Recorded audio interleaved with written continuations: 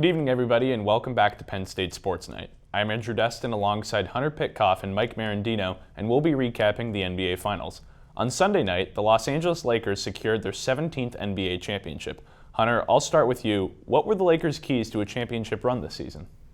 Appreciate it, Andrew, ton. Let me just put my hater shades on real quick, because that's all the Lakers have been getting is shade all season long. Frank Vogel's a bad coach. Okay. Rob Pelinka doesn't know how to run a team. Sure. LeBron's washed. Anthony Davis isn't a winner. Sick and tired of it. But in all honesty, though, the Lakers, the key to their success, it was a team thing. For one, them as a collective were the most motivated and the most hungry team in the bubble this year. They came to Orlando and they had one goal in mind, and that was to leave with a championship and bring it back to Los Angeles. And that's exactly what they did. LeBron and Anthony Davis, they had to be great in order to do it, and we figured they were gonna, and they were. The key, though, was the role players. I mean, everyone's been debating who's that number 3 guy, who's the bona fide third wheel on that team, and there really wasn't one. It was by committee. It was Rajon Rondo. It was Kentavious Caldwell-Pope. It was Kyle Kuzma. It was Alex Caruso, Danny Green, Dwight Howard, Markieff Morris, you name it. Each game, someone different stepped up, and that was the key difference why the Lakers brought it home this year. Oh, yeah, you bring up some very good key points. I mean, the Lakers, just as a collective unit, as a team, they definitely held it down. They went far in the playoffs. They got their championship, obviously. Their role players stepped up. They did a great job. And another thing as well, they had very good defense as well. They had to play very good, uptight defense, and that led to offense, and that led to more fast break opportunities. And they had to crash the offensive and defensive boards as well, which definitely led to their success in the playoffs. For LeBron, this is his 4th NBA championship, while first-year Laker Anthony Davis just won his first Larry O'Brien trophy. Mike, what does this championship mean to each of these players? Well, for each of these players, it just makes this championship that much more memorable for their resumes. But first, let's start with LeBron. LeBron is about to turn 36 years old this upcoming December, and in the playoffs, he averaged 30 points a game, 12 rebounds a game, 8.5 assists, while shooting 59% from the field and around 40% from the three-point range. I mean, those numbers are just spectacular, and you can't deny it. And also, this is his 4th NBA championship and his 4th Finals MVP. And also, I need to bring this up, he is the first player in NBA history to win NBA Finals MVP and a championship with 3 different teams. He did it when he went to the Heat and left Cleveland and joined up with D. Wade and Chris Bosh. He also did it when he went back to Cleveland and had that historic 3-1 comeback.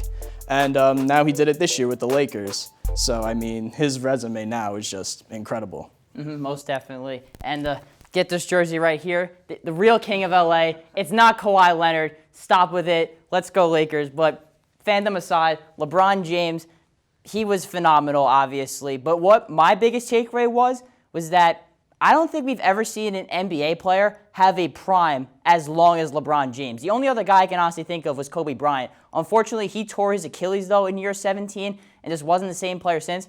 LeBron's healthy, though. He's fully healthy. He's going to be rested for this upcoming season. And I don't think the Lakers really have excuses not to win back-to-back titles. But this championship, I actually think, is more important for Anthony Davis's legacy.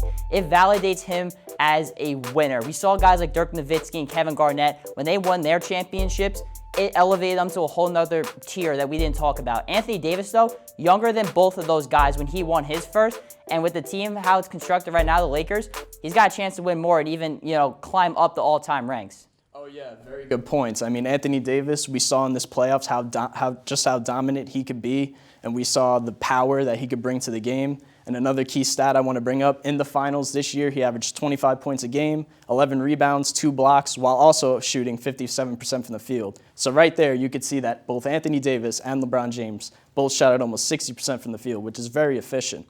And you could just see how dominant Anthony Davis could be and what he could bring to a team.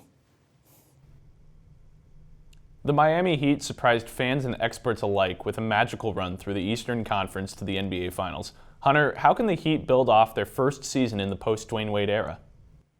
Yeah, it's a great question, Andrew. I mean, you got to give the Heat credit here. No one expected them to be where they're at. I mean, and it was through heart, grit, and just pure willpower why they were able to go to the NBA Finals and take a really good Lakers team to 6 games. A lot of people didn't even think they would last 5, yet alone even 4 games. But look at the Miami Heat. The future is bright. Don't hang your heads here because I think if they're able to get that one more piece, whether it's a Giannis Antetokounmpo, maybe even Bradley Beal, if they're able to get one more guy to pair with Jimmy Butler, Tyler Hero, Duncan Robinson, Bam Adebayo, I think that they can come back to the NBA Finals in a year or so and actually win it.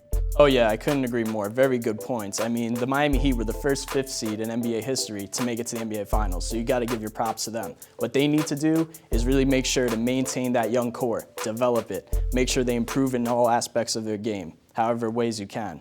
And also, we saw in the Eastern Conference Finals with the Boston Celtics, that 2-3 zone, it killed the Celtics. So maybe they can implement a 3-2 zone or just some other type of defense that could really hone in on teams and stop them like the Lakers or the Celtics.